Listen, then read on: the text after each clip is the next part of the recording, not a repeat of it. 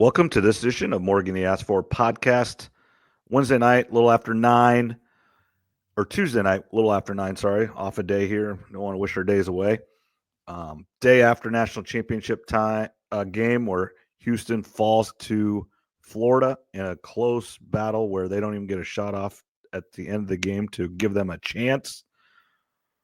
But I do believe we need to start with, obviously most important in my sports fandom, but I think overall in the state of Iowa, this weekend and the last couple of days have been swirling that Joshua Jefferson, who has said he's coming back to Iowa State, the rumor mill started that he has been offered upwards of $3 million a year to go to an SEC program. And I'm just going to say it, LSU is the one that most people heard, but I have heard there was another one that was coming in late and offering him that. But he comes out today on the Iowa State men's basketball page and does affirm his commitment, saying I'm back. So it seems, again, none of this stuff is 100% rock solid until he suits up next year. You never really know. But it sure seems like he's coming back. So thank you, We Will collector or supporters. Thank you, We Will, for ponying up. Because here's the big picture, and I want to welcome Trevor in here just a second, but I want to pose this question to Trevor. Now, I do not think he's getting $3 million from Iowa State. I would say their team is probably just about $3 million, maybe a little bit more as an entire team. But I would say he's probably $1 million, maybe a little more now. And I would guess he's under. And I think, and we've talked about this, and we're coming into the season where college sports is now over for us. Yes, I know track's going on and softball and baseball, but unless it's a one-hit something, we're not going to talk about it. So we got golf. We're going to talk Masters a little bit today, a little bit of NFL draft, but then we get into the time where we just talk about subjects and things we want to talk about. And I think the portal and the money could last 1 or 2 episodes for sure. And we could get a couple people on here to help us with that maybe. But I do think he got offered, and you cannot blame a kid. Joshua Jefferson is a very good player, second team all conference, I believe, this year. So obviously next year looking at being a first team all league player in the Big 12. So that's very good. But projecting out, you never know. I would not have thought George Niang would have a 10-year NBA career, but he's still there. Joshua Jefferson is not a surefire NBA guy. And I don't care who you are, Trevor, me, anybody listening to this, someone doubles or triples your salary to do the same job, just so you have to move. We all think about it. And someone offers you almost $3 million at 22 years old or whatever he is. That's a heck of a start in life. And that would be really, really hard to turn down. Even if you want to stay at Ames, you love it at Ames. It's like, I don't have to worry about a lot of things. He can't live on that $3 million for the rest of his life. But there's a lot of things in life that he doesn't have to worry about ever if he does it the right way. That most 22-year-olds and just people in life have to worry about. He's going to be able to buy his first house cash. If he puts all in retirement, money, max out all his retirement stuff, there's just safety nets there that 99.9% of people don't ever have. Now, flip side, he is getting probably $1 million now from Iowa State. So he's not walking around poor. But $1 million to $3 million, that's a different tax bracket, I would assume. And that's just different money. What do you think on that, Trev? Well, I didn't know we were going to start with Iowa State, but yeah, seeing as this is your podcast, that makes a little bit of sense. I figured we were going to start the national title game. Well, I'm sorry, but no, it's all good. Like you said, if he's making roughly $1 million at Iowa State, he can make 2, 3, 4 times that to go to an SEC school or just anywhere else, any of the big powers out there. It's a little surprising that he turned it down. If I was in his shoes, I don't know if I could do that. If you're talking going from 1 to 1.1, maybe you don't, but. Yeah. Like we said, if we're just using $1 million as the number, if he could have got 2, 3, or maybe even more somewhere else, I don't know how you'd turn that down. Like we talked about last episode, it's it's pretty good to be a college athlete right now, men's and women's, even if you're not a star, even if in basketball, if you're, the seventh or eighth player that on the bench, I mean, you're still making a decent amount of money, I would assume, or you might be able to make some money if you get to that starting role. So yeah, college is it's not a bad life right now. No, it's really good. All the things that they get, even outside just getting money, most of these colleges, the facilities have all been updated the last 5, 10, 20 years, whatever it is.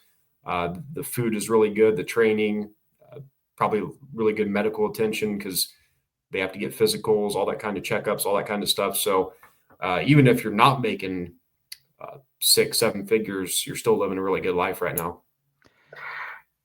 Yeah. Bryce Sanford and Brock Harding, both, starting / bench, top 7 players for Iowa. Here, both their numbers are over $1 million at Nebraska and TCU, and they aren't all league players.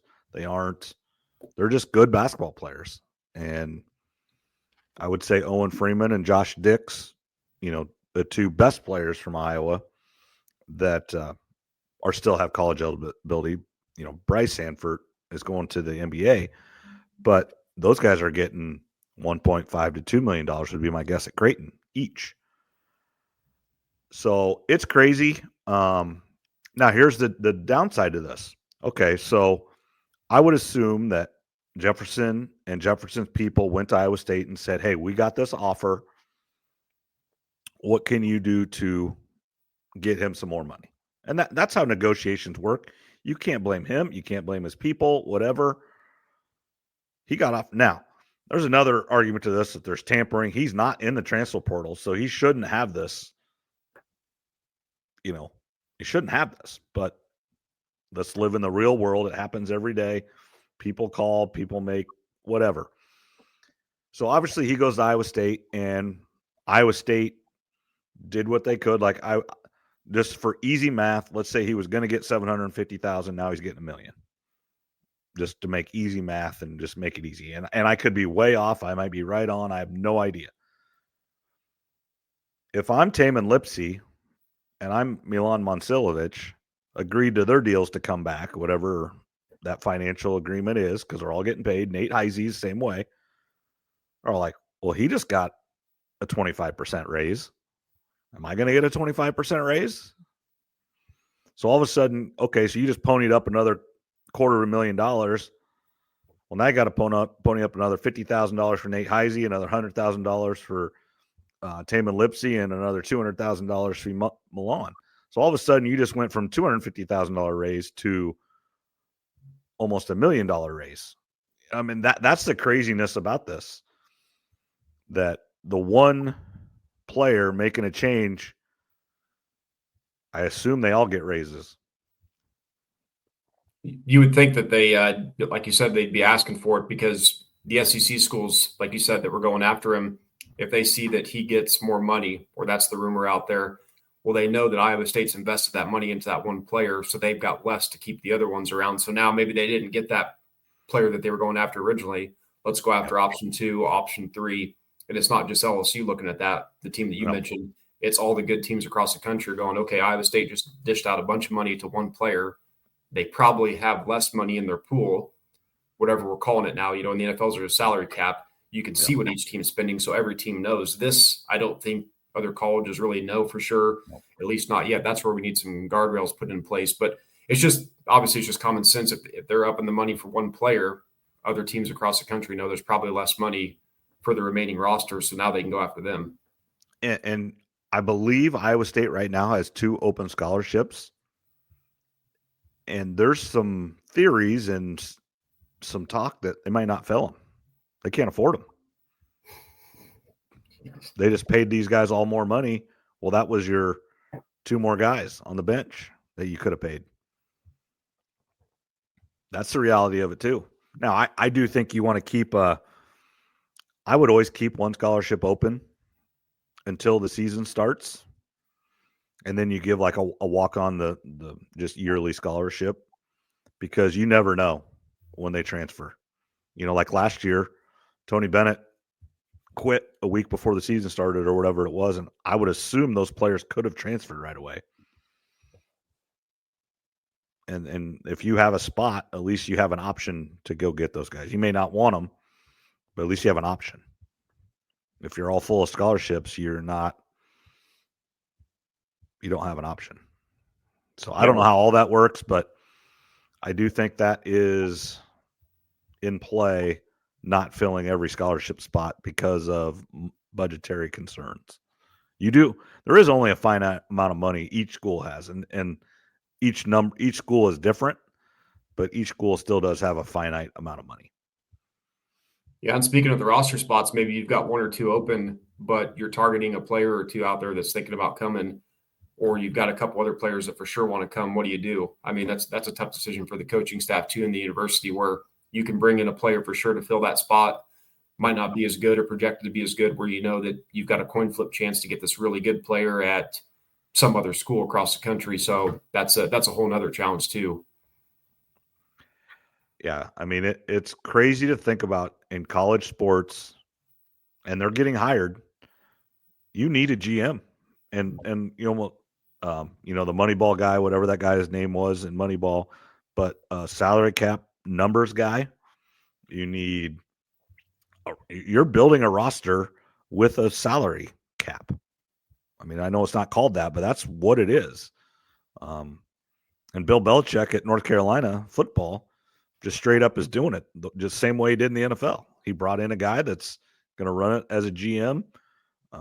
Stanford hired Andrew Luck as a GM, and he doesn't have the experience and stuff but he was in the NFL, and his dad, don't kid yourself, is commissioner of leagues and commissioners of the XFL and some of those. So he has some background, and he's everything I've heard. He's a super smart dude.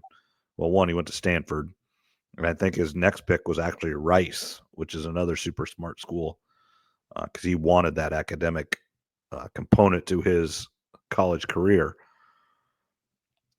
But you just have to have people that know that, and it's only problem is the calendar doesn't make sense. There's no cap. There's no transparency on who's getting what. I mean, I'm just going to use him as an example, but what's to even prove that there was any truth to this, that he was getting $3 million from LSU? Is there really proof of it? Probably not. But he goes to Iowa State and asks for it, so you have to believe him. Yeah, he can lie about it. Maybe they offered him 1.5, and he went back and said they offered me 2.5. Right. The art of negotiation right there. You always say you want a little bit more, or you want a little bit more. So that definitely could happen. And you're right with the salary cap. There's a salary that each university have, but there's no cap, right? Because nobody knows what everybody has. I'm sure all these teams we talked about during football season got a spreadsheet. Hey, here's what these positions are averaging. Mm-hmm. Quarterback compared to a left guard, or quarterback compared to an outside linebacker, or a backup across the country. What's the rough number that we think we're going to have to spend? And it's probably a lot of a guessing game at times until you really get that player in an interview, ask them what they want, ask them what it's going to take to get them there.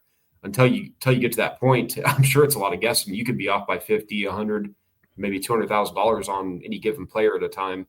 And then you got to make a decision. Can we even afford that player? Yeah, it's nuts.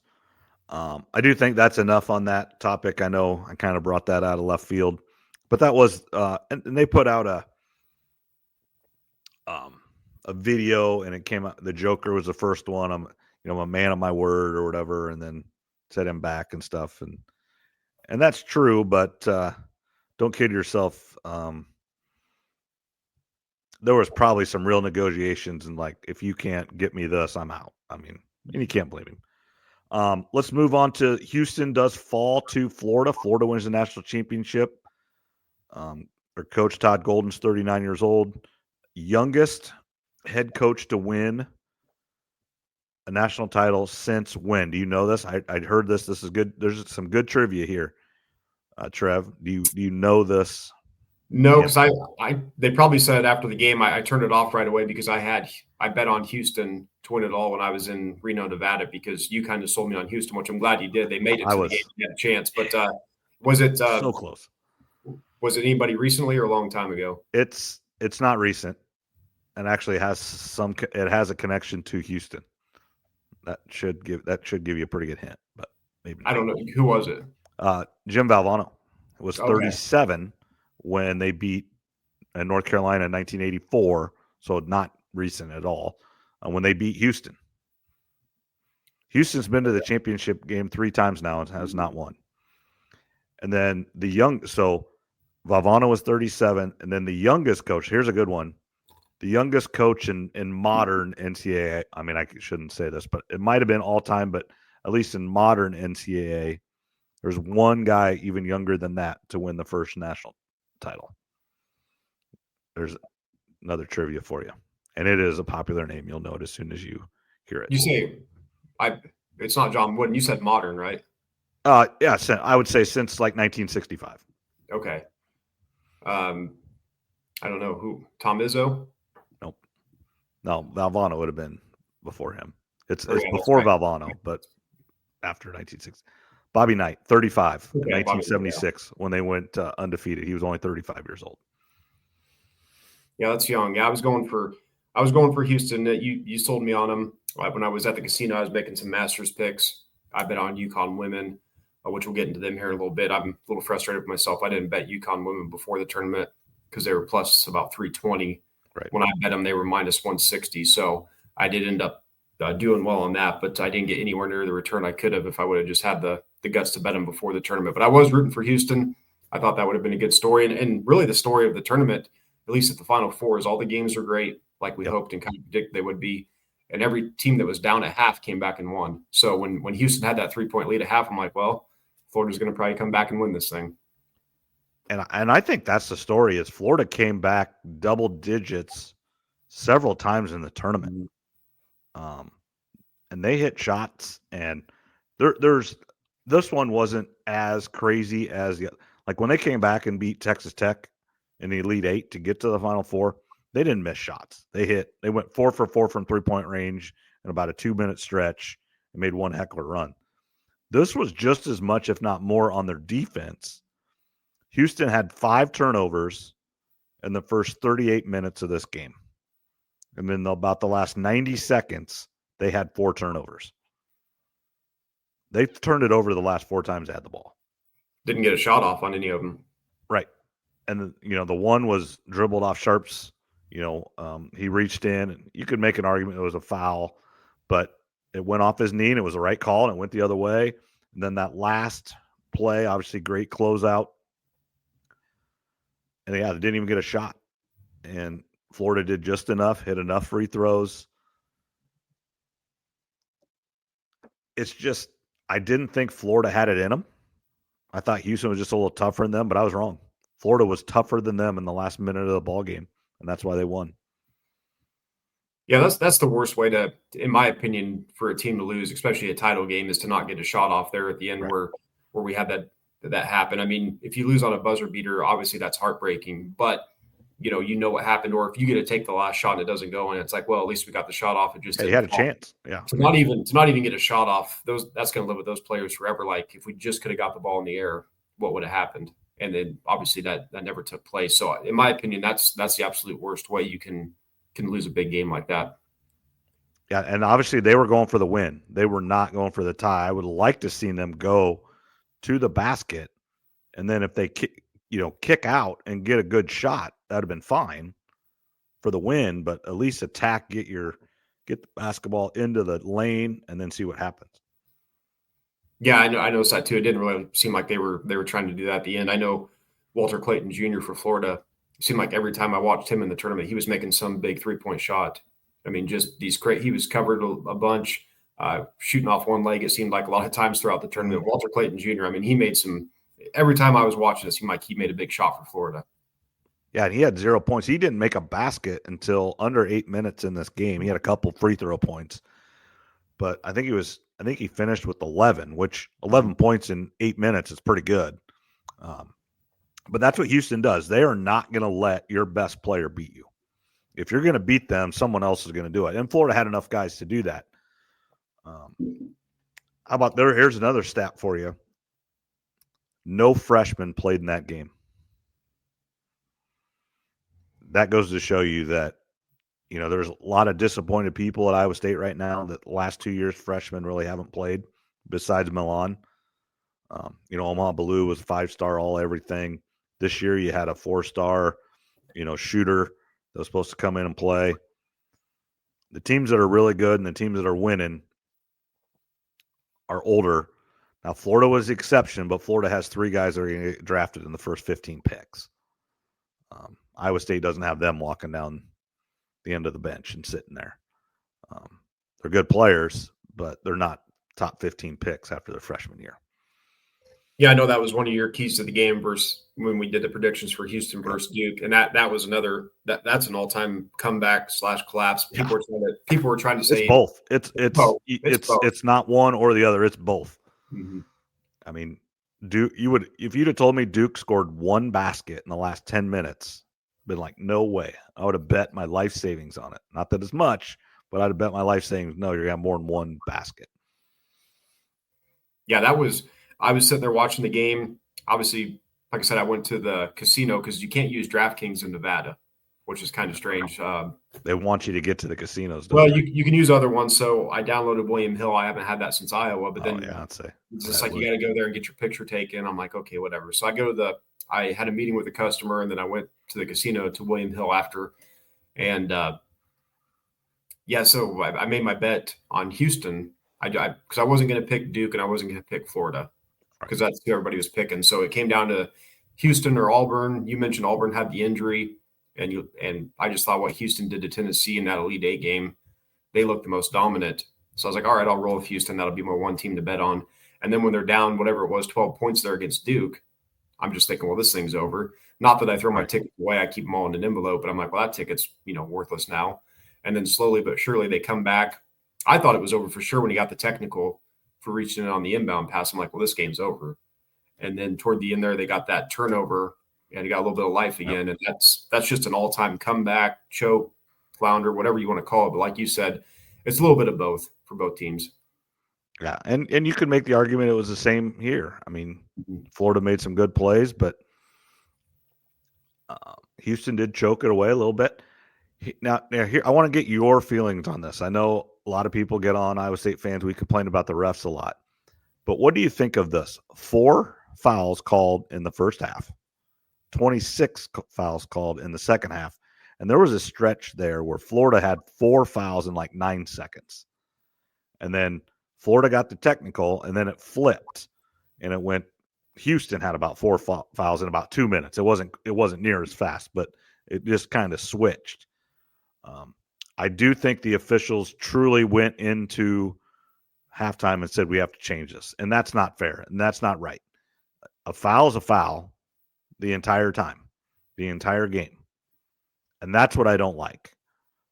Those officials went in and changed the way they were going to call it at halftime. And that's not fair to the players because they were doing the same exact things in the first half and they were not fouls. Then all of a sudden, I think Houston was in the bonus before the under 16 timeout because Florida just fouled the entire time in the first 4 minutes of the game coming out of halftime. And that's not fair to Florida, and then it wasn't fair to Houston when it flipped the other way. And the officials just stuck their nose in that game and wanted to make a point, and I don't like that. It needed – now, all 26 of those were probably fouls. But the problem is there probably should have been about 26 fouls called the first half, and then you might not have had to call 26 in the second half. Yeah, it sure seemed like there was a big difference between the first half and the second. Like you said, you wonder if they went in at half and made some adjustments, which they shouldn't do. Call it the same way in the first half as you do in the second. That's the way it should be. Now, when you call it technical, that's a little bit different. Right. Yep. I've heard referees say, you and Zach have refed, a lot of people have. There's a time where sometimes things are getting out of hand and you got to get the game under control. That's a technical is different, but going from 4 fouls in the first half to however many was in the second, it sure seemed like something was different for whatever reason. And it wasn't like there was 10 fouls called on Houston and 2 fouls on Florida or anything. It was even. So, it was just discrepancy overall. There's no way there's only 4 fouls in the first half and 26 in the second. That just doesn't, that's not possible. It's just they called the fouls in the second half and did not call them in the first. That's what's not right. Yeah, you don't like to see that. I mean, and I know we're going to get in the women here in a little bit, but I don't know if they do this on the men's side or not, but I know throughout the tournament they say they're judging officiating crews, each game throughout the tournament. Yep. And I have to think, it sounds like a good idea to do that, but you have to wonder if these crews on the women's side, at least, if they're making more calls because of that or less calls, or if they don't want to step in too much, or if they try to overstep because they know they're being judged. You should probably judge them or not, or, don't tell them you are judging them. So hopefully they call a game as fair as they can, but there's again, it's humans reffing a game. Basketball is really tough to ref. Yep. It's very fast. You can't see everything. It just, humans are going to make mistakes. But when you talk about that foul discrepancy from first half to second, it sure seems like they made a conscious decision at halftime to change it up, which they shouldn't have done. Yeah, I mean, they're being evaluated every game. When they referee Iowa State versus did you watch the game Monday? Okay. What's that? The Monday night game. Do you watch it last night? Yeah. Mm-hmm. When they interviewed Sampson, when they weren't, no one was shooting well, both teams, he goes, well, this isn't we're not playing Sasquatch University on a Monday night in December. Officials are graded against Sasquatch State in December, just like they are in the tournament. And I would assume those three officials were three of the top 5 or 6 graded officials throughout the entire season, or I sure hope so. If not, it was the best 3. So they need to make the correct call. So whether that's should be 50 fouls called in a game or 20 fouls called in a game, it needs to just be called correctly. So they're graded accordingly. That's what needs to happen, but it did not happen Monday night, and that was too bad. Yeah, that was one of the few negatives of the tournament or the championship game, at least that I could think of. And then of course Houston not getting a shot at the end. Yep. But other than that, though, the Final Four, the championship was great. I thought overall the tournament did really well. I saw the ratings were up. We're going to talk about ratings here a little bit on the women's side, but I was really happy with the Final Four, how it turned out as far as the competition on the court went. It was the 4-1 seeds. The games were all really good. Every team that was trailing at half came back and won, so there was drama in that aspect. The refs got a little bit too involved in the second half of the championship. But other than that, though, not a ton to complain about as far as the tournament as a whole, though. No, the games are really good. Sometimes we get blowouts. You could make an argument overall that the tournament was boring because there weren't the upsets, there weren't the buzzer beaters, anything like that. But I don't think anybody would argue that you had the two best teams, and if not the 2 best teams, 2 of the top teams in the country. There was no Cinderella, and there was no surprise any team was there. Those are 2 of the best teams. Now, obviously, if Houston and Duke play 10 times, it's not going to be Houston every time. And if Auburn and Florida play, it's not going to be Florida every time. So to say they're truly the best team on a given night, no. But they earned their way there, and they both proved it and played a great game on Monday. Yeah, it lived up to everything that we thought it would. We talked about it last week. A lot of people were complaining about 4 number 1s being there. That's most years. That's what I want to see. I want to see 3 number 1s and a 2 or a 3 seed in there, but I don't want to see 5, 7, 8, 7. Occasionally that's okay, but most years I want to see the best teams in the Final Four. Your comment last week was spot on, and I loved it. We need to give the committee a round of applause. They did it right. Yeah, nobody ever does that. That's not the cool thing to do. It's always just listen, as far as football and other sports go, it does seem like the committee messes some stuff up. That's going to happen when you have a committee. Sometimes, like we like to joke around with Zach, sometimes you need a dictator to come in and just say this is how it's going to be. But when you've got 10, 12, 15 different minds and opinions going into something, it's always going to be a little bit skewed. But yeah, no, the committee got it right. All 4 1s, 3 2s, and a 3 seed in the Elite 8. I don't necessarily want to see that every single year, but occasionally like this, I'm happy to see it because we know those are the best teams and should give us the best games. All right, let's change gears here to the women's championship game. UConn, South Carolina, the top 2 teams. UConn, the best program over the last 30 years, not close. South Carolina's probably second now, but it's really just been about the last 10 years or so for them. Am I right in that? About Yeah, 5 to 7. Yeah, Yeah. you call it 10 years. Yeah. So, and it was a beatdown. UConn made quick work of South Carolina. It wasn't close. I don't follow the women's game enough. Why was UConn a 2? Did they? I mean, they just lose some games they weren't supposed to lose. I mean, it really wasn't close in this tournament. They were the best team. A little bit weaker of a conference, some people thought. And then I think UCLA and USC were overrated a little, looking back on it. UCLA's got some good players, but I wonder about their coaching sometimes. There was a lot of people that thought UConn should have been a 1 seed. Obviously, looking back now, they should have been. And they hit their stride really at the right time. It was the revenge tour for Paige Beckers. Yep. Gino, I think, was this how many championships? Is he 12-1 all time in championship games? 12. He has 12 titles, and we're going to get to that next year. But yes, he has 12 titles since 1995. 12-1 in championship games. He only lost one about 5 years ago, I think it was, to Don Staley, or 4 years ago. Was that Don Staley, or did they lose? It was Notre Dame that lost to Mississippi State, wasn't it? Maybe that was just in the Final Four on like a last-second heave or something. I think you're right. I think Gino's only loss did come to Don Staley, but I'd have to double-check it. But regardless, they just cooked throughout the tournament. They couldn't be stopped. And like I said, when I bet them when I was in Reno at the casino, it was before the Final Four games had been played, and they were minus 160 to win it all. I don't really like those minus numbers, but I threw a big bet on them. That's how confident I was. Now I messed up on the Texas SC game. I thought Texas would make it, but regardless, UConn was clearly the best team. Yeah, the game was never close. Don Staley sat most of the game and didn't even, because they were just outmatched. I mean, she knew it. Everybody knew it. So let's get to viewership for the women. Let's go back 1 year.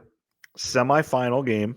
UConn is playing in the same semifinal game against the Iowa Hawkeyes. 14.2 million people watched that game.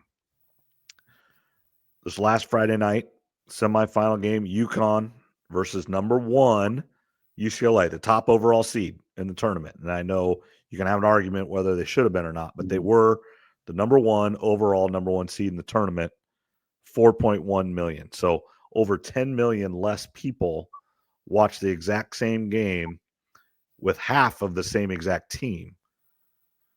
So it just replaced UCLA. It's still Big Ten team. UCLA, I don't know their women's history, but obviously UCLA basketball has great history. 10 million less people for the same game. Yeah, so I think this Final Four and then the championship, kind of combining them both, I think this was the third most watched of all time. But yeah, and that is the argument that people are making, is and overall it's still great, but it is not Caitlin Clark great. Yeah, I mean, it shows that the women's game is growing, which it is, but it also shows you that everybody's just kind of full of crap when they say it's not, that Caitlin Clark isn't, the biggest reason. She is. Obviously, we see that in the viewership. The numbers prove it. She's the biggest reason, even though both things can be true at the same time. The women's game is growing, but the biggest reason for it is Caitlin Clark. The numbers are right there, and I'm sure people over on ESPN will try to deny it or not even bring it up. That's what they like to do, or try to skew the numbers. So both things are true. Caitlin's the needle mover. There's no denying it now. I know it's going to upset some people, but Paige Beckers, like you said, and UConn were in this game a year ago in the Final Four. You just replace Iowa with UCLA, 10.1 less million viewers. There's really no argument. Yep. All right, and then now I want to get to this other stat, which we kind of just touched on with Gino, but UConn is the king of college basketball in the last 30 years. So essentially 60 championships, men and women, and they have 18. Gino has 12. The women have 12, but the men have 6. Actually, the men almost, it's not as impressive, but it's really, really impressive. They have 6 championships in now 26 years. Going into last year, they had 6 championships in 25 years from 99 to 2024. So one every 4 years they're winning a title. And this would have been the first time since 95 that a group would have graduated from UConn without a championship if they wouldn't have won that game, I believe. Because I know they said Paige would have been the only all-time great to never win a championship at UConn. Yeah, to me, both are obviously extremely impressive. What the men have done, in my opinion, kind of blows what the women have done out of the water. I know a lot of people will probably disagree with that, but we know for a fact that the depth of players and good teams on the men's side is much deeper than the women's side. Part of that's a reason because women haven't been encouraged to play sports as long as men have throughout history. So it's gonna take time, which is happening right now, for the women's teams to be more diverse, more depth, where more teams have a chance to win it. So both are extremely impressive, regardless. So if you're a fan of UConn, men's, women's, both, whatever, the last 25 years, you're doing about as well as any fan can of the major sports. Oh, absolutely. It's not close. And then just throw Florida in there. Mm-hmm. They have 3 championships since 2007. I think they won 7 and 8, and then this year. So in 15 years, less than 15 years, they have 3. It's pretty good too. I think I saw something that they're the only program to have 3 in basketball and 3 in football. Yeah. Or something. And that's what they're talking next year. I mean, I don't think they're ready, but one of those back-to-back years in basketball, they won the football too. So they actually won both in 7 or 8. I can't remember which one, but Urban Meyer won his one at Florida. Yeah, so Florida is one of the best all-around schools, you know. And the thing about UConn men's basketball is, you know, they didn't win championships going back to 1960s or 70s or 80s like North Carolina or Kansas. Duke, I think, started really in the 70s. They were already pretty good when Coach K got there. They were in Final Fours. I don't know how many championships they had or if they had any, but they were in Final Fours before Coach K got there. Now, he changed the program and changed it so they won championships, but I still think he only has 5, I believe, and UConn has 6 under 3 head coaches. Calhoun's got 3. Kevin Ollie has 1, and then Hurley has 2. I believe that's how it worked. It broke down. Yeah, I believe Coach K's got 5, like you said. So yeah, it's extremely impressive what they've done. I mean, that's a basketball powerhouse there at UConn, both men's and women's. Looking at a couple future lines for the women's championship next year, if you're just looking ahead at odds, USC is 12-1. Now, part of that is how soon does Juju Watkins come back, and she might not be ready to play right away until Big Ten tournament time, potentially, depending on what her recovery looks like. I mean, that's an ACL can be about a full year or less, probably nowadays. It's getting less. I would say she's gonna. I mean, full go 100%. Maybe I agree, not till a year, but she'll be able to play as long as everything goes correctly. Now, this is when no setbacks or anything. 6 to 8 months now is really the. So she should be able to play right away. Now, I would assume she's going to be on some minute restrictions, and they're going to watch it. But I'd be surprised if she doesn't play from the start. And that is the one that we did not get to see that could have changed the entire tournament if she doesn't get hurt. You know, her against UConn in the Elite 8, I believe that's when it was, right? Yep. That would have been a great and a different game. Now, I do believe the way UConn was playing, they still win the game. But when you have a player of Juju's caliber, she can win a game for you. Mm-hmm. Yeah, she's good enough to do that. So I think there's some value there at 12-1 if you think she can come back healthy. If she plays, a little bit during the season, gets her legs under her, and then is ready to go the last few months, 12-1 is pretty good odds. If you're looking for a long shot, Oklahoma at 25-1. We know they've got the number 1 recruit going there. Got some players coming back. So Oklahoma looked good, even though they got ran out of the gym by UConn in the second half, which basically everybody did down the stretch. So I think those are two teams to look at. And then one last thing on women's basketball. If you're looking for a future bets, get those Caitlin Clark MVP bets at plus 230 right now. Is there anybody on her team that would take votes from her? Probably not this year. No, I mean, they'd be long shots if they're going to. Kelsey Mitchell, she could lead the team in scoring, but right. As far as everything that's else, not what I'm asking. Yeah, I mean, no, it's and you know that. I mean, that's sometimes what happens is you get a couple really good players, and 5 or 10% of the people think it actually is the other person, and then neither one of them end up winning just because it divides it up. Yeah, I know what you're saying. That shouldn't be the case. So I've already made a bet on her to be the league MVP at plus 230. So that's one thing to look out for as far as basketball wrap ups. Thanks to everybody for joining the brackets, the men's and women's side. Yeah, so let's go through that. For the women's, Laura won it.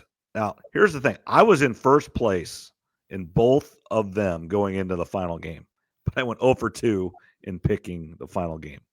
So I did not place in either one. Laura won the women. No, she got third. Sorry, she got third. Technically, I got third, but remember, I didn't pay out. Right. You and I couldn't get the winner, so I paid out Laura for third. So she got Taylor third pay. Second was Zach, who is on here. And then the winner was the real Tay Howard, original starter of the podcast with me. And we had a discussion, the three of us, that we're going to try to get him on here relatively soon as well, to talk life and the gambling and poker that he does and everything. So that'd be good. So that was the women's, and you paid them out. For the men, the winner was Laura. So she won that one. And then second was Kyle Kramer, who I teach and coach with down in Ottumwa. Then third was Brian Snicker, the Fairway Meat Manager. So those were the three winners of the men's and women's bracket. Again, thanks for participating. They each got a little bit of cash from us. And thanks to those of you that support us and listen and tune in. And we do appreciate it. Yeah, no, that was fun. And one last thing about Laura, no, I've got a couple people interested. I'm going to run a cheap, fun little WNBA fantasy league this coming season. So the draft will be in May sometime. We're looking for some people to join. We need a couple more at least to get to about 6 teams. So it'll be something maybe like a cheap little buy-in or something, nothing crazy. It's just to get some more people interested watching and something fun to kind of keep track along during the summer for the WNBA season. Yep, sounds good. Yeah, just send us the information and we'll probably participate. It looks pretty simple. I mean, it looks like you set. I've done fantasy NBA 1 year, and I forget how it works, but I think you set your lineup once a week. Yeah, like you do in the NFL. Then the games play out during the week, and then on Sunday or Monday, whenever you just set it again. So I don't think it's going to be too overly complicated. Yeah, I did one that was baseball, and it was every day. It was the worst summer of my life. It seemed like it was so bad. I was like 22 years old, so it was bad. It was just think about halfway through the season, I just said heck with it. Yeah, baseball would be tough. I mean, there's so many games. Basketball, like I said, I think it's just you set your lineup once a week, so you can set it, forget about it, and hopefully just kind of something to help keep track of the players in the league during the season. Okay. All right. Now it is a tradition like unlike any other.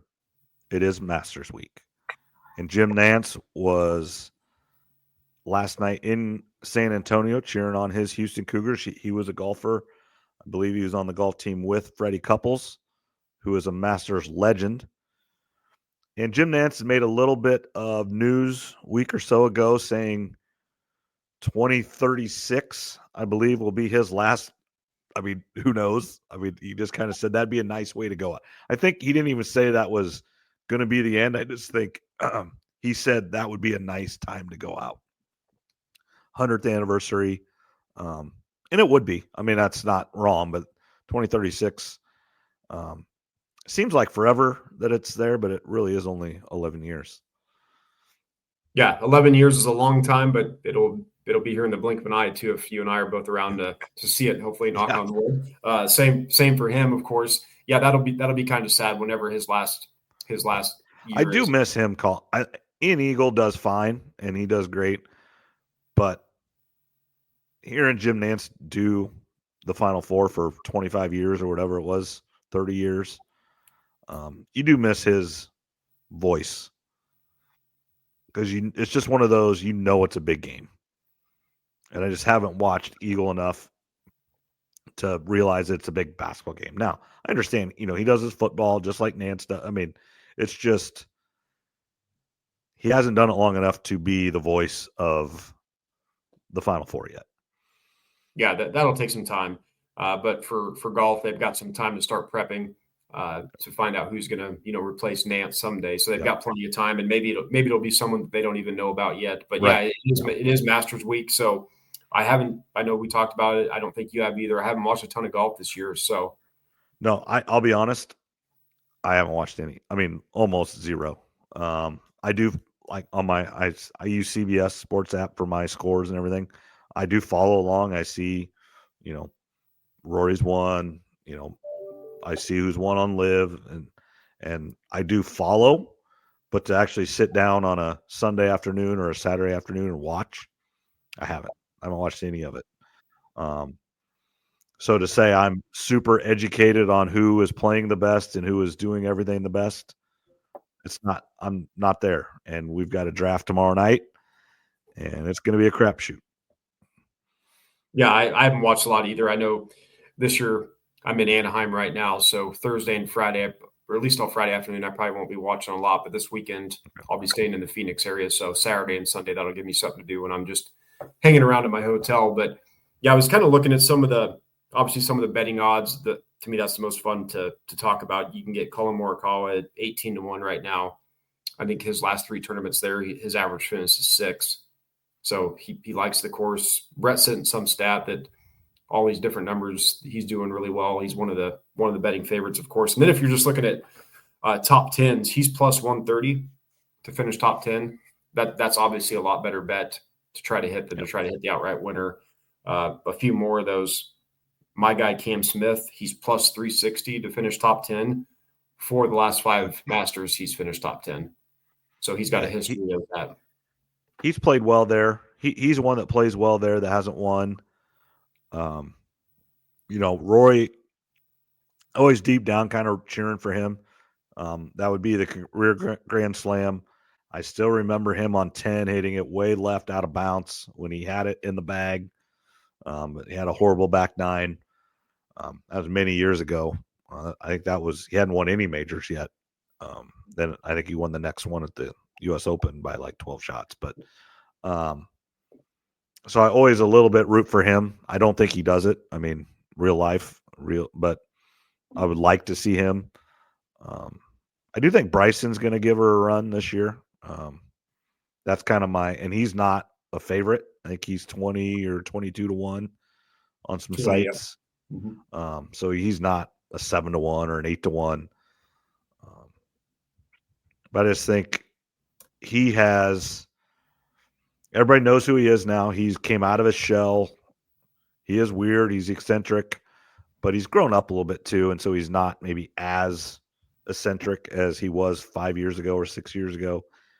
And then, he tried the long drive thing and tried to, do all that stuff. And now he's just normal golfer back to being just trying to win golf tournaments and make money and make YouTube videos. And I like him. I like the YouTube videos. I like the crazy things he does. He tries to break 50 with famous people and use clubs from Walmart and hit it over his house. And I don't know.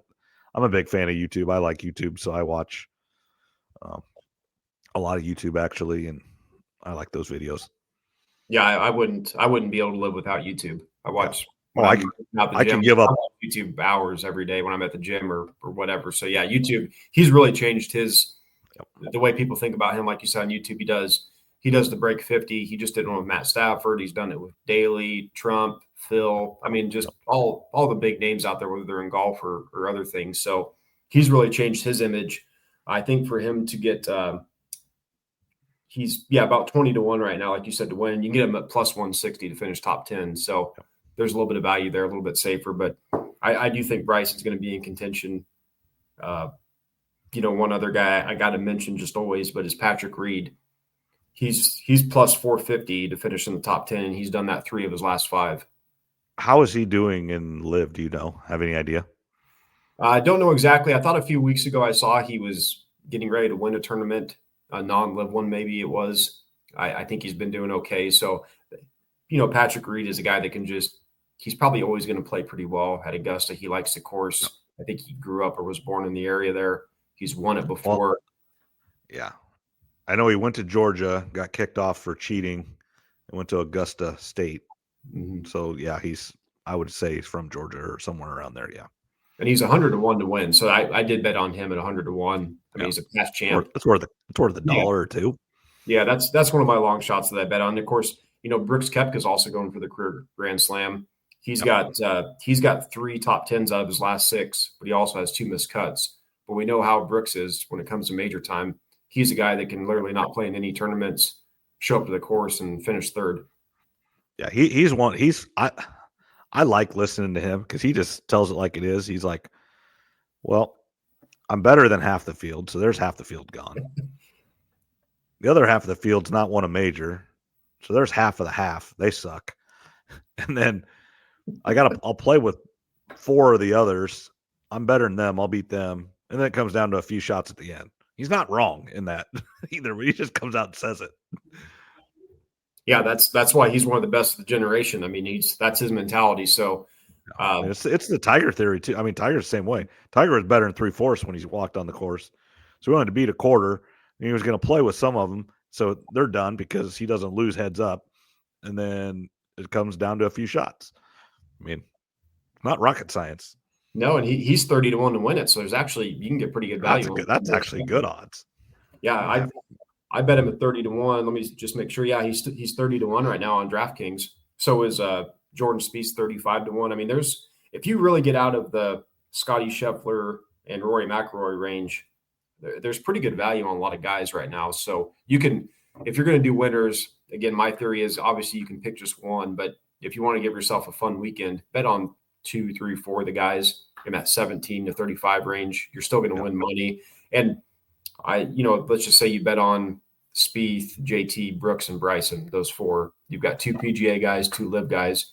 For sure at least probably 1, if not 2 of them are going to be there on the weekend. And you might get lucky and maybe 3 or all 4 of them are in the top 15 with 1 day to go. So that's kind of the way I like to do it. How about this for a little a prop bet? So you can bet on players to make the cut or miss the cut. Okay. Yep. To miss Sergio Garcia to miss the cuts plus 205. He's missed the cut 5 out of the last 6 Masters. I would make that bet. But I think he has been playing well because I'm pretty sure he's won 1 or 2 Live tournaments already. Yeah, I think he is playing better, but I wish I would have. This was just something I looked up a little earlier today. I can't make the bet because I'm in California. Oh. So you can't bet here, which is a little bit goofy for California considering that's really weird. All the other things that people can do here. You can do a lot of stuff in California, but you can't make a bet. Yeah, you can't, not sports betting. So I wish I would have seen that. I would have bet, plus 205. I would have threw, maybe 10 or 20 bucks on that for Sergio to miss the cut. So I thought that was a good little prop bet there. And then some other fun ones where you really can get good odds is just the round 1 leader. Yep. That's one where I think that's a Fred Couples, Bernard Langer, this crazy ones like that. You can get Justin Rose at 65 to 1. Okay. He was the day 1 leader in 2021. You can get Victor Hovland at 40 to 1. He was the day 1 leader in 2023. If you kind of wanted to hedge your bet a little bit, if you wanted to bet Sergio to miss the cut at plus 205, you could also bet him just to protect yourself a little, not fully, of course, but to be the round 1 leader at 60 to 1. Okay. So, I mean, I think you can get Scotty Scheffler and Rory at like 12 to 14 to 1 to be the round 1 leader. So if you don't want to bet winner, you can throw a few bets on guys just to be the round 1 outright leader. Which and then I think you can bet heads up too, right? Yeah, and there's a bunch on there. I didn't write down heads up, but you can I assume on DraftKings and a lot of them you can bet heads up or you can bet the different groups. Okay. So they'll have Group A that have 5 golfers and you pick one, and you can get pretty good odds on them. Or if you want to do a parlay, I think I looked at one that was betting Brooks Koepka, Cam Smith, and Patrick Reed all to win their grouping of 5 or 6 players. Yep. And I think it said a $10 bet would have paid out 5,000. Oh, so the odds were really, now again, each of those 3 players have to beat the other 4 or 5 in their Right. group. So the odds of hitting that are, there's a reason it pays out that much. You're probably not going to hit it, but I was just looking at that. I think those would be kind of fun. Obviously, I didn't make any of those before I left Nevada, so I can't make any of those. But those are ones that I think would be kind of fun if you haven't placed any bets yet. Yeah, do you think McIlroy is just? I mean, I know he's playing pretty well right now, but I just think he's just got too low odds to make the bet. Don't you think? I mean, I think Scheffler's odds are there for a reason because, I mean, I think he's that good. Now, he hasn't played as well this year as he did a year ago at this time, but he's earned that. McIlroy, I just think it's just I wouldn't make that bet with those low odds for him. I think he should be closer to 15-1. Because is he like 7 or 8? 6.5. Yeah. So it's plus 650. Yeah, it's tough to make that bet. I think I saw something earlier that he is the most bet on golfer this year, probably like he has been. And I hope he's still, age. He's still got plenty of years left to win. Oh yeah, and he stays in great shape. He takes care of his body. So there's going to be a lot of people rooting for him, but it's just, I don't know. Rory's, I do think he's going to win the Masters at some point. I just don't know if it's going to be this year. And like you said, at plus 650, I'd rather him be at 10-1 or 12-1 if I'm going to lay money. When I was at the casino, I thought about, when I walked away, I had my list of golfers that I bet on, and I'm thinking, should I bet on Rory? That was the one guy. I wasn't thinking about Scotty Scheffler. I wasn't thinking about anybody else. It was Rory, and I didn't place a bet on him. So he may be a guy that, depending where I draft for our draft tomorrow night with our friend, maybe I can snag him up there because that's probably what I'm going to do. Any of the golfers that I didn't bet on for our draft, that's take the others, so that way you just have more people to cheer for. Yeah, then I can add 3 more guys to my golf team, as I call it, right? And try to hit on them. So yeah, I do think Rory will get the Masters at some point. I just think he's too good of a player. I do think he'll get the career Grand Slam. I don't know if it's going to be this one or not. And I have not looked close enough. I know we're still a few days out, but at the weather, what it's going to do there. I know north of there has gotten a ton of rain, like Kentucky and Missouri and Arkansas and Tennessee and stuff, but I don't know about southern Georgia there. So it looks like I just pulled it up real quick. Looks like there's a Thursday, Saturday, and Sunday should be fine, and there's a 65% chance of rain on Friday. So I was going to say if it was, the weather could change, of course. If it rains late Wednesday night, or if it's going to rain on Thursday, that brings that round 1 leader in. Maybe you can look at the tee times of those players, and if they're going to play after it rains, where they can be a little bit more aggressive, maybe those are players to target depending on the weather. But right now, it looks like it is going to be clear on Thursday. Yeah, I know Monday was was rainy, because I know I think they cleared the course and everything was closed, and that would suck. Like, if you get that practice round, you have Monday's practice round, you're super excited, get on the course and everything, and then they cancel it or you have to go off of it before it. That would suck bad. Yeah, that happened to our friend Brett, to his dad. Paul Foster won a practice round, and he went one year, and I think he was on the course for maybe an hour, and then they had to leave because of the weather. So that would suck. I mean, I'd still make the trip for it. I've always thought too, you got to apply for do you apply for the tickets every year for the lottery to win them? So I've always thought, how would you do it if, let's say, you won 4 tickets to Thursday, Friday, Saturday, and Sunday? What I would want to do, because I assume the person that wins has to go each day, I'd want to take 3 different friends each day if they can make the trip. That way, lots of people get to experience it. Yeah, it would be. Did you hear that story of the guy that they took his tickets this year? He won tickets in the lottery, made the plane ticket, made reservations at hotel, whatever he's doing.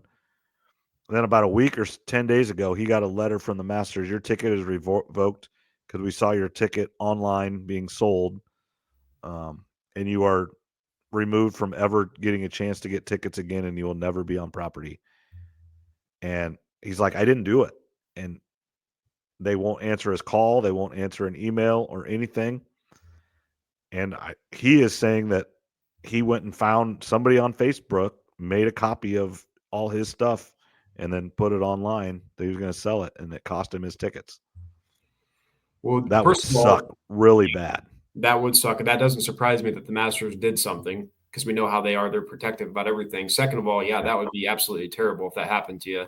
That's, basically identity fraud, just not to the same extent. But yeah, that would suck if somebody could find out if you won tickets or what your barcode number was or any of that type of stuff. And Right. It's one of those, you can't tell anybody that you got the tickets. or you don't show anybody, that's for sure. You keep them sealed away. I don't even know how that would work, but yeah, I didn't read that story, but that's a once in a lifetime trip. And then now all of a sudden you don't get to go. And the Masters are telling you, not only do you not get to go, you never get to go potentially. Right. And who knows if they'll ever, now if this blows up big enough in the media, I'm sure they'll get a hold of him and try to figure it out. He might get better tickets because of this, but I'm sure at first they were like, I'm sure they don't answer people's calls or get back to people. We know how selective they are. That would suck. Yeah. It'd suck for just lots of reasons. And the main reason is just you don't get to go to the Masters. And then all the other identity theft and just all that stuff sucks too. But and the money one reason is you don't get to go to the Masters. Yeah, that's awful. You hate that there's people out there like that do that stuff, but there is. All right. Last thing, the NFL draft is 2 weeks away from Thursday. So when the Masters starts, it is 2 weeks away from the NFL draft. That is coming on quickly. And I know you got a couple things on the NFL draft. That's one of your favorite events of the year. Yeah, draft is coming up. I started looking at player over-unders recently, and I don't have a ton that I'm feeling great about. The one bet I am going to make is Emeka Egbuka, the wide receiver out of Ohio State. His over-under right now is 29.5. And that's at minus 140 odds. I'm going to bet the under on that. And for those listening, over-under that, I'm going to bet under 29.5, meaning he has to be selected in the first 29 picks. If he goes pick 30 or later, I would lose the bet. So Emeka Egbuka under 29.5, minus 140 odds. And then one that I don't know what to do with this one yet, but it really stuck out to me. Jackson Dart, quarterback out of Mississippi. His over-under right now is 24.5, and his under is minus 210. So DraftKings does think he will be a first-round pick. Okay. Betting odds.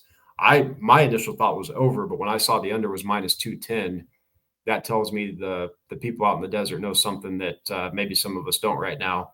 So Jackson Dart is looking like potentially a first-round pick as of right now. And the people in the desert know a lot. Mm-hmm. They're not in the game to lose money.